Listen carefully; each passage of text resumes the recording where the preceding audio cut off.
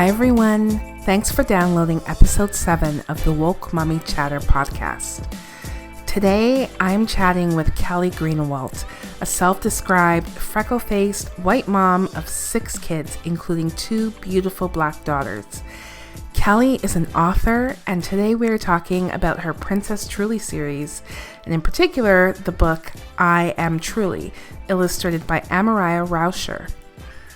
Full disclosure, I loved with a capital Loved this book, and there's a fair bit of gushing in today's episode. I have never ever reached out to an author of a children's book before. It's really hard to find books with kids that look like my kids, right? That with black kids. And every time I see them, I just kind of snap them up. And we were looking through the Scholastic book fair thing that they send home every month. Right. And I saw this book and I just thought, I'm going to order it. And it came and I read it to my daughter. I loved it. I loved the words. It was beautiful. It really was. Thank you. And the little girl on the front is just beautiful, dark-skinned girl. And she's got like these 2 little Afro puffs, and she really looks like your typical little black girl, and I just love that, and I love the language, and I'm going to read an excerpt from the book a little bit later, but I wanted to just kind of talk about what prompted you to write the book. I Am Truly was the 3rd book in the Princess Truly series. I actually had written 2 previous books, The Hungry Bunny Problem and The Courageous Cape Chase. And kind of the reason or how Princess Truly came to be is when my daughter Kaya was in preschool, they had like a storybook character parade at her school. And Kaya's favorite movie at the time was Tangled. And so it featured Rapunzel, who had this long, blonde, magical hair. And so my daughter went to preschool and she told her little friends, hey, I'm going to be Rapunzel. And one little girl said, well, you can't be Rapunzel because you don't have pretty princess hair. And my daughter was like, well, I can be anything I want to be. And she was like, no, you can't. You're black. You can't be Rapunzel. And so Kaya came home, was super upset. Just cried. She was so upset, and I was so surprised at her reaction, because I felt like I have this really confident girl who loves stuff, and she's really proud to be who she is, and I was taken aback by how rocked she was. And so we talked about it, we explored a little bit more about the feelings, and she said I've never seen a princess that looked like me. And I thought, well, we watched, Princess and the Frog, and we read some different books, and she meant a princess that had magical hair that looked like her. Mm-hmm. And so I started looking for a character that she could identify with, and I couldn't find one.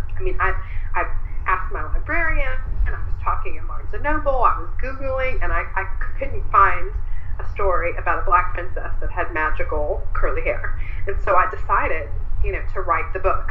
I wasn't even in the mindset of I'm going to publish this or I'm going to do something. It was to fill a need for my daughter, Yeah. So I reached out. I had purchased some art prints on Etsy from an artist who drew, just the most beautiful, beautiful black characters. And so I reached out and I said, hey, I wrote this little book. Would you be interested in illustrating it? She was like, no thanks. So I kind of put it on the back burner for a little bit, but read the story to Kaya, and she absolutely loved it. Both her and Callista did. And so then a few weeks later, I started twisting that artist arm a little bit. Please be interested. And she was like, you know what, actually, I do have some time. I'm ready to tackle this project. And so we started working on it together. And as that first book kind of evolved, we knew that we had something really, really special. Yeah. And that's kind of what led us to publish it. But it all started because Kaya, she needed a character to identify with, I could read the whole book. I love every page. Aww. But so there's a part in here that kind of stood out to me. It says, I can tie my own shoes. I can find treasure with clues. I am clever. I am curious. I am an engineer. I am confident, I am courageous, I am a volunteer. I can fly to the moon and dance on the stars. It just goes on and on. It's beautiful. And I mean, that part, what I loved about it is that it's so direct in saying, like, yes, you can be. I mean, at the end of the book, you say, I can be whatever I put my mind to. And that's something, growing up, I'm sure, I mean, growing up in any home, you hear that. But I know growing up in a Black home, what we would hear is always, you have to work twice as hard as everyone else. And also that, you know, whatever you put your mind to, you can do. And I love that. And I thought it's such a powerful message for all children, but little Black girls in particular, because it's, you know, there's a whole world out there sometimes that kind of tries to tear you down. And I just thought this was just beautiful. Absolutely. And yeah. So after I had read the book and I was just in awe at how wonderful it was, my immediate reaction was like, who wrote this? And I looked at your name at the front and I thought, that doesn't sound like a Black name. And then I flipped to the back and I was like, oh my gosh. So, and then I'm like, I have to speak to this lady. I have to speak to Kelly. So, but I wanted to, a lot of people are surprised that I'm not Black after they read the book. I will admit, yes, I was surprised. I was expecting that the book was written by someone who was Black. It's just that it's so,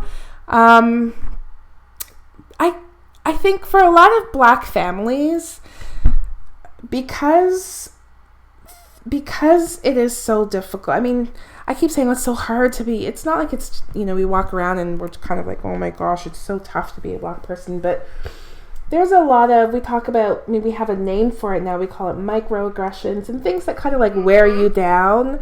And they're little things, right, that kind of pick at you. But I think parents spend a lot of time, Black parents spend a lot of time trying to build their kids up, right? Like trying to overcompensate and ensure that they have, their self-esteem is strong and their self-worth is strong, because they're going to need that, like once they exit the door. So in our home and I know a lot of other homes, we do affirmations. And that's what this book was for me. Like every page was like a different affirmation. And I think that's why it spoke to me so much.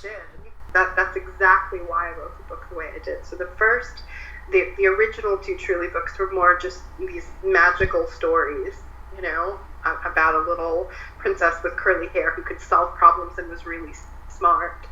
And then this book was actually written as a poem to my girls. And then it's just kind of, initially when I wrote it, I wasn't even thinking that it would be about Truly. Like, I just needed them to hear those words. And I wanted these affirmations and these words to be so much more powerful than anything else that they would hear. You know, because if you know who you are, no one else can tell you who you are. That's right. You know? That's right.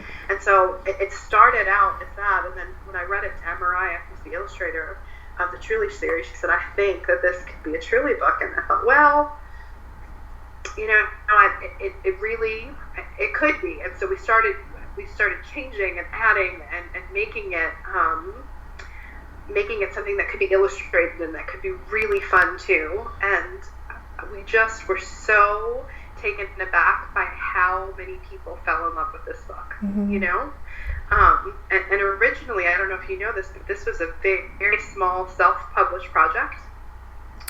You know, we're two moms. Mariah is white and she has two daughters that are biracial. And so this started out kind of as a labor of love for our daughters, and then it just started kind of growing. And so I guess right about the time that we adopted Ryder, and right before I found out I was pregnant, we got a phone call from Ken Geist, who is the, I guess he's one of the vice presidents and the editorial director of Scholastic. His assistant called us and said, hey, we came across your self-published book. We absolutely love it. We want it. Let's talk. And we thought, is this real life right now? Like, did that really just happen? Like, this doesn't happen. Like, you called us, and we were so surprised. But then we found out that he also, he is an adoptive father, and he adopted transracially, and he had a black daughter too. And when he read this book, it really spoke volumes to him, and he was so excited about this book in particular. And then we have another one that'll be coming out with Scholastic in January. So we have just been, this started out as something that was really small for our girls, and then we self-published it and started sharing it, and then we are just so taken aback by how huge it's gotten. Even in the last year, it's just, the momentum behind Truly is really building, and so we're so excited about it, but we're a little like, oh my gosh, we're both just moms, but girls who wrote it for them, so it feels like it's just becoming this big, powerful movement, and we're super excited about it. Well, that's what makes it authentic, the fact that you wrote it for your daughters, you wrote it for your black daughters. What's the reaction that you get when you go into schools and do readings? I think, so there's two. First of all, kids always love Truly, and I love reading this book, and I also have some other books that are not Truly books that I read too, and they like those too. But I can honestly say, in every single school that I've ever been to, whether the school is mostly black or mostly white, the first thing they say to me is, why is Princess Truly black, or why did you write about a black girl? And I'm always so shocked that that's one of the first questions I get, but it always is. It's one of the first things that they ask. And so one of the things I always say to the kids, I'm like, okay, does everybody come in one color? And they're like, no. And I'm like, should books only have characters that come in one color? No. Okay, well that's because, there's lots of different people in the world, and there should be lots of different people in books. And it's so surprising to me that even black children are so surprised to see a black character in their picture books. Yeah, because it's just not there. Like it's typically you don't see that. So when you do, it's they're not used to seeing it. And I really believe that, books can be windows and mirrors for kids. And so it's so important that kids get to experience that magic of being part of a great story. And I know, like you, I'm always on the hunt for new books. And sometimes I feel like books that are written for black children tend to be either historical or really preachy, Yes. And so it was so important to me to write books that were just fun and magical, and that happened to be about a black character, and that wasn't the entire, it wasn't like really preachy, but it was something, fun that they could enjoy, where the character just was black. It wasn't, trying to teach them something. Well, that's the thing. I think a lot of books that are written for black kids, it's centered around being black, right? Whereas your book it's about this character and all the things that she can do, and she just happens to be black, and that's not really referenced in any way. And that, yeah. But my daughter is one of these kids that will, like, you read her a page and she has 3, 4, 5, 6, 7 questions about that one page, and you go to the next page and she has another 7 questions. This book, I read her and she had maybe 1 about the star, and that was it. And she just was quiet, and she paid attention through the whole thing. And I think I've said this like 3 times now, but I love this book, and it's one of the most beautiful books that I've read, featuring a black character. So I love that. Do your girls fight over Princess Truly? They do. So it's funny. But Amariah has 2 daughters, and one is a preteen and one is a teenager. And then my 2 girls, all of them think that they are the real Princess Truly. And the reality is it's kind of a combination of all 4 of them. But everyone always asks us, who is Princess Truly based on? And I'm like, I'll never tell. But really, it's a combination of just our 4 girls.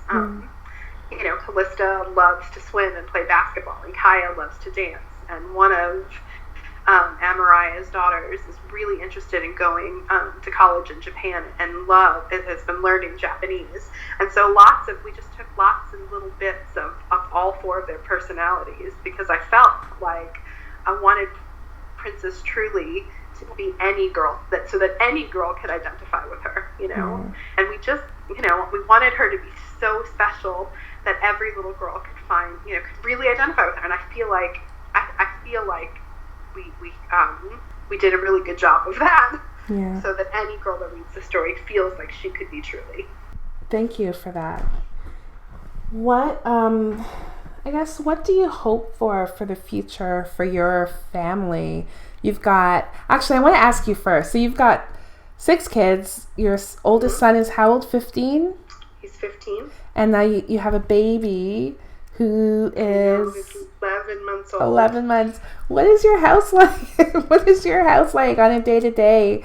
Is it just insane? It is busy. It is very busy. We have a busy, beautiful life, Yeah. And my husband is so incredibly hands-on. We could not parent our kids the way we do if he wasn't, a dad who was willing to change diapers and make bottles and schlep kids from here and there.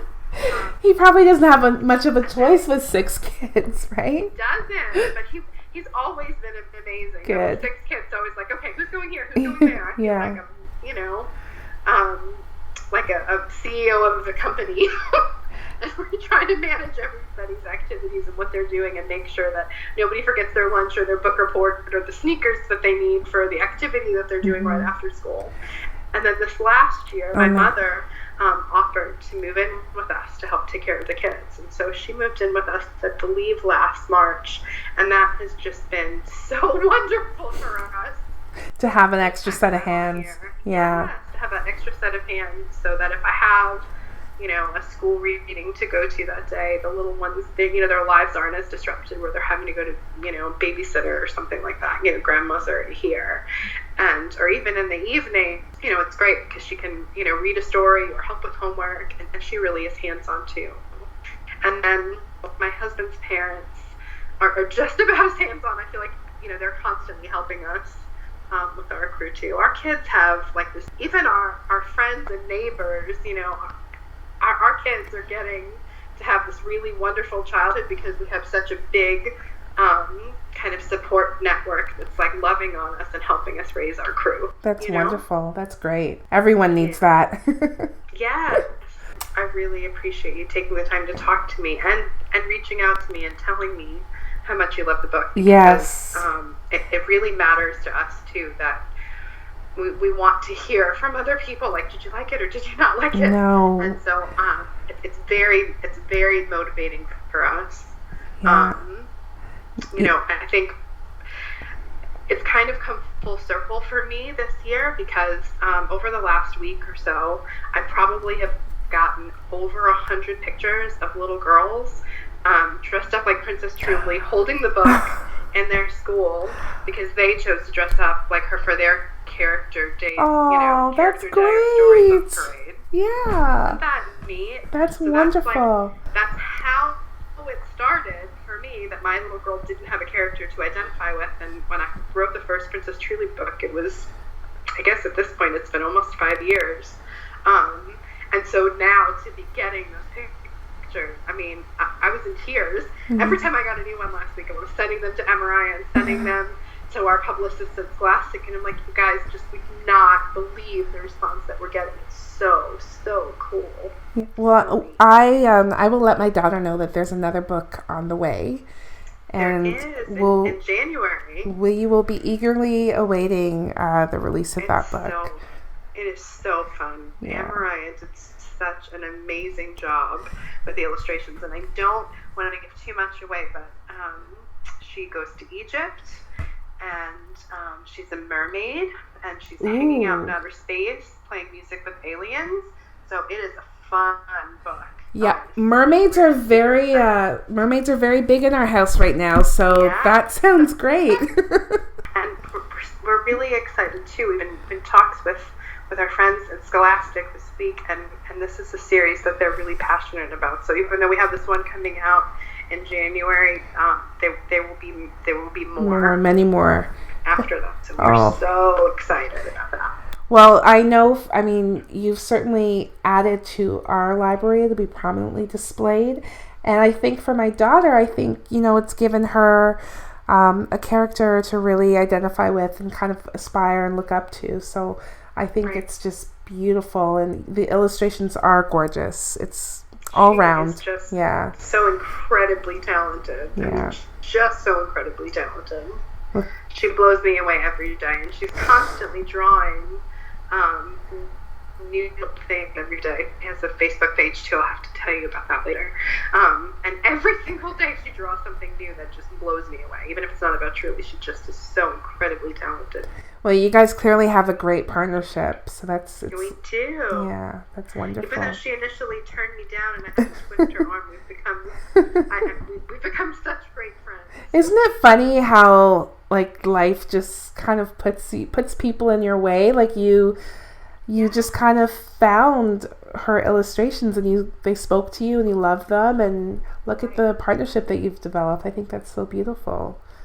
And we complement each other really well. Mm-hmm. You always think the person who is the artist would be like this flowy, free spirit. She is very serious and very structured and disciplined, and I'm not.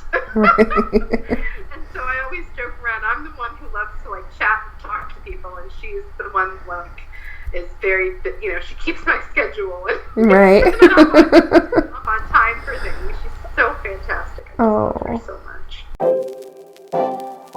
If you haven't had an opportunity to check out the Princess Truly series and the I Am Truly book in particular, visit www.wokemummychatter.com, where you'll find pictures from the book as well as links to Kelly's blog and Amariah's webpage.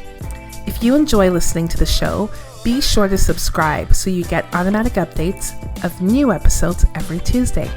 Don't forget to follow Woke Mummy Chatter on Twitter at Woke Mummy, on Instagram, and follow along on Facebook at Woke Mummy Chatter. If you'd like to get in touch, have feedback, ideas for the show, drop me a line at wokemummychatter@gmail.com.